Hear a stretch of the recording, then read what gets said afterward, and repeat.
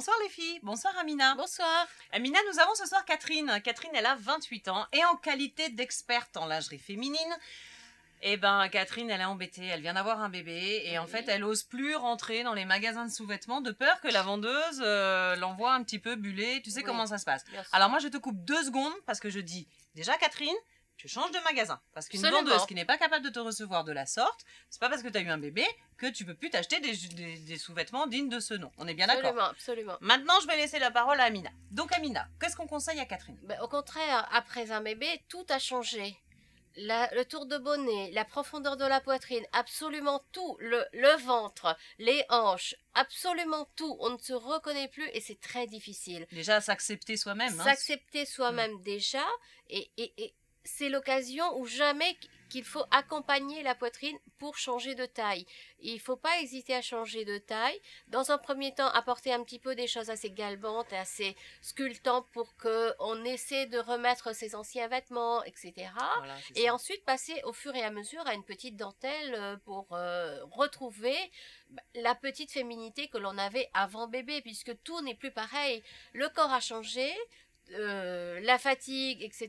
Le baby blues. Absolument, tout est différent. On a du mal à s'accepter, on a du mal à gérer. C'est l'occasion jamais de changer sa lingerie et d'adapter au mieux pour sa nouvelle morphologie. Mais ce qu'il faut, c'est vraiment, comme on dit, être bien dans ses baskets, être bien dans ses sous-vêtements, je pense. Absolument, puisque de toute façon, 20% seulement des femmes portent leur vraie taille. Et vous rendez compte, au fur et à mesure de la vie, maternité, régime, hormones, l'âge, tout change. Le corps d'une femme se change au fur et à mesure des années. À chaque époque de sa vie. Donc, le 85B que l'on faisait quand on avait 20 ans ne doit pas être celui-là jusqu'à 60 ans. C'est impossible, tout change et il faut évoluer en fonction des rythmes de la vie. De son corps. Pas évident, hein, c'est pas évident. C'est un travail sur soi, tu crois aussi? Bien sûr. Je pense que la vendeuse joue un rôle important. Absolument, il faut accepter et il faut influencer la personne pour lui expliquer que justement, il faut avoir une lingerie qui s'adapte au mieux sur soi que de ne porter des choses qui sont toujours trop étroites de toute façon, puisqu'on faisait des tailles d'avant et adapter au fur et à mesure pour ne pas avoir justement une poitrine qui tombe, être coincé des armatures sur les côtés parce que voilà, on est gêné, entre-temps on a grossi et on n'a pas changé de taille, pour être bien, pour ne pas avoir le bourrelet qui ressort quand on a mis la culotte et que pour être bien dans la C'est une femme qui connaît les femmes, les filles. Ben non, on est tous pareils de toute façon, donc forcément, à un moment donné, on est confronté au même problème. Eh ben dis donc, si ça c'est pas du... Là, moi j'ai pris ma dose d'assurance. Hein? Je me sens rassurée grâce à Amina. Et je suis pas la seule. Les filles, j'espère que vous avez bien noté toutes les informations et les indications de Amina. Vous pouvez bien sûr tout retrouver sur www.secretdefille.tv où vous avez toutes les séquences et les questions sur la page fan. Des bisous, ciao. Bonsoir les filles, bonsoir Christelle. Bonsoir Stéphanie. Les filles, j'ai la chance ce soir d'être avec Christelle, qui est notre psy secret de fille, que je ne présente plus d'ailleurs, n'est-ce pas? Les filles, Christelle, les filles. Christelle, nous avons Hélène qui a 42 ans, et Hélène a un gros souci, en fait, elle dit oui à tout le monde. Ah, d'accord. Donc, au bout d'un moment, elle se dit, mince, je me perds dans ma vie, en fait. Ouais, d'accord. Je me perds dans ma vie, donc comment conseiller à Hélène de dire stop? Est-ce que ça se fait brutalement? Comment faire? Effectivement, ça paraît compliqué de le faire brutalement parce que du coup, les personnes autour d'elle, ils ne vont pas comprendre ce qui se passe. Et peut-être pour elle aussi, c'est pas la bonne solution parce que un changement trop radical, ça serait un changement de sa personnalité et je suis pas sûre qu'elle s'y retrouve du coup. Peut-être qu'il faudrait fonctionner un petit peu différemment. Ça, c'est dans sa nature, c'est dans sa personnalité d'être généreuse, de dire oui, et c'est une formidable qualité, Hélène. Donc d'abord bravo. Maintenant, effectivement, le risque c'est que les gens profitent, et ça c'est problématique. C'est apparemment, elle est arrivée à un stade problématique. Voilà. Donc dans ces cas-là, ce qui peut être intéressant pour vous pour trouver une solution un petit peu parallèle, un petit peu palliative, c'est de vous dire, plutôt que de dire oui tout de suite, je vais différer ma réponse. C'est-à-dire que les gens appellent, Hélène, est-ce que tu es disponible? Eh ben écoute, je te rappelle d'ici 5 minutes. Pour le moment, j'ai un truc sur le feu. Voilà, c'est qu'à de le dire. Je te rappelle. Et du coup, vous prenez le temps d'y réfléchir. De vous poser et de vous dire qu'est-ce que je fais. C'est ça ? Voilà. Quelqu'un qui vous demande un service, avant de répondre, vous lui dites, écoute, je vais y réfléchir, laisse-moi un petit peu de temps, je vais voir, ou alors lui dire, je pourrais, oui, mais un petit peu plus tard, et faire le pour et le contre ensuite pour vous, de vous dire, est-ce que moi je m'y retrouve, est-ce que ça va me faire plaisir d'aider cette personne, voilà. Ou est-ce que du coup ça me demande tellement de temps, de choses personnelles que du coup ça devient trop compliqué. Prenez vraiment le temps pour vous, Hélène, de réfléchir, de trouver l'équilibre en fait, entre le pour et le contre de ce que vous pouvez donner aux autres ou pas. Et puis c'est peut-être le meilleur moyen pour arriver à faire un bon tri dans vos proches, de vraiment savoir ceux qui le sont ou pas. C'est ça. Voilà. Ça peut être difficile, ça peut être douloureux dans certains cas de se rendre compte qu'il y a des personnes qui étaient vraiment que là pour profiter. C'est ça. Mais je crois que c'est le moment... Mais il vaut mieux le savoir. Voilà, je pense. C'est le moment de faire le grand nettoyage. Voilà. Alors Hélène, il faut que tu nettoies. Voilà, c'est ça. Comment est-ce qu'elle peut cerner les gens qui abusent d'elle en fait? C'est des gens qui l'appellent tout le temps, c'est quoi? C'est des gens qu'on demande. Des parasites. Beaucoup. Ah ben oui. Et clairement, elle le saura très vite si un jour elle tente le non. Parce que c'est des personnes qui du coup reviendront pas. Ou alors, elle peut aussi, elle, demander un service. Ah, à ces mêmes personnes. Et du coup, elle va s'apercevoir, est-ce que c'est bien donnant?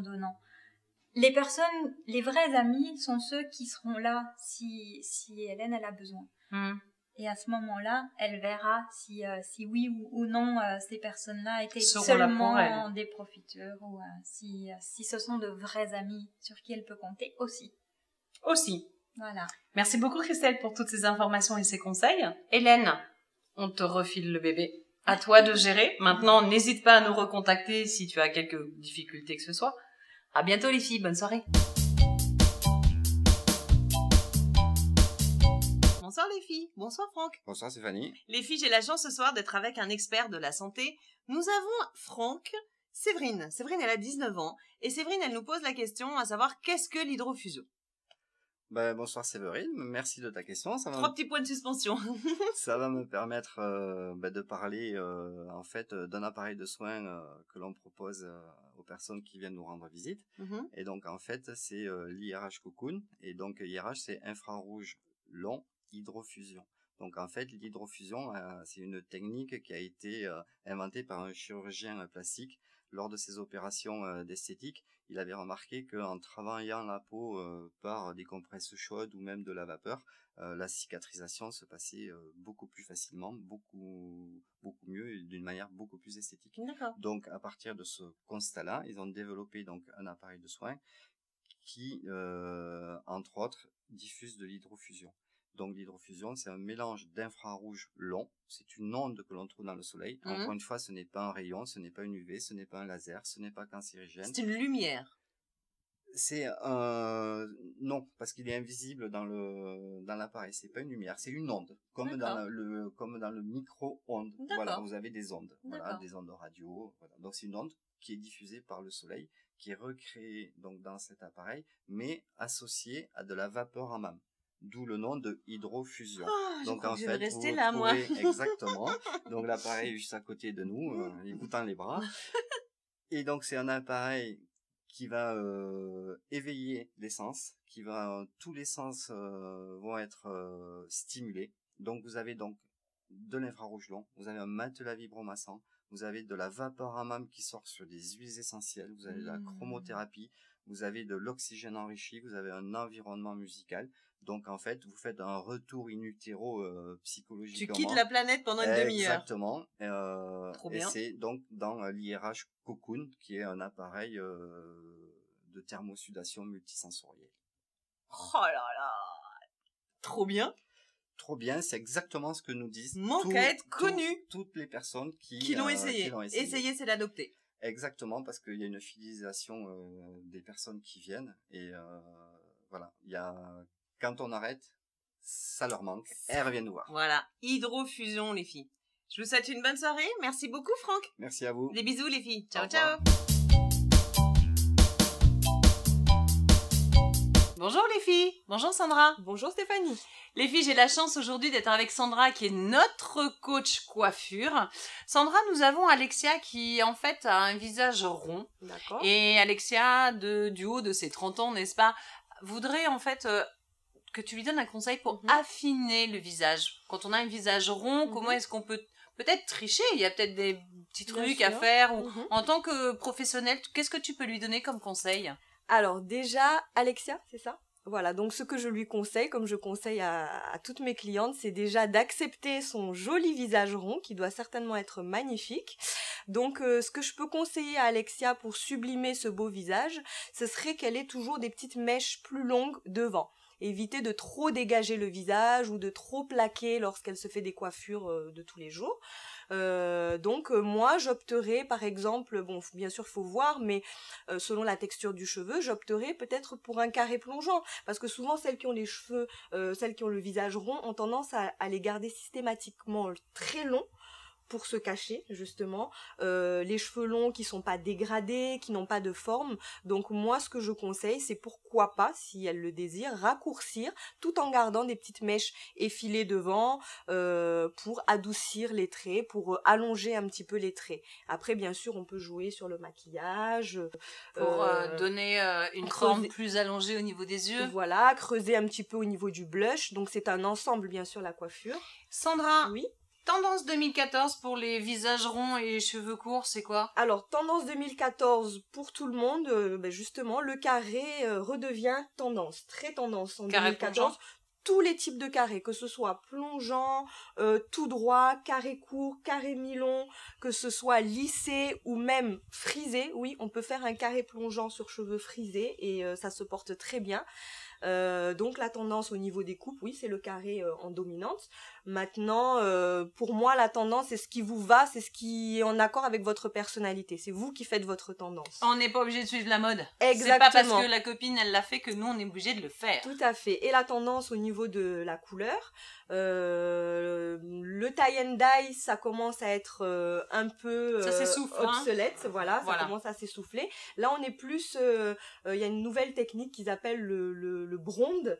C'est un mot un peu bizarre, c'est une combinaison de blonde et de brune. Donc c'est caramel ça. En fait c'est spécialement pour les brunes, c'est-à-dire qu'on glisse quelques mèches marron caramel justement dans le brun pour donner de la lumière. Pour donner de la lumière. Voilà, du soleil sans faire des mèches trop tracées, trop dessinées. C'est plus à la mode hein, les mèches tracées comme tu dis dessinées, non? Si, encore un peu. On est plus dans la subtilité. Voilà. Mais c'est vrai qu'il y a des personnes qui aiment bien selon leur personnalité faire ressortir le côté un peu sauvage, flashy, tigresse. voilà, exactement. Eh bien, soyons tigresses, les filles. Voilà. Merci beaucoup, Sandra. De rien, Stéphanie. À bientôt, les filles. N'oubliez pas, comme d'habitude, vous avez notre site internet sur lequel vous pouvez nous déposer vos questions, quelles qu'elles soient, je vous le rappelle, www.secretdefille.tv et bien évidemment notre page bleue qui est Facebook.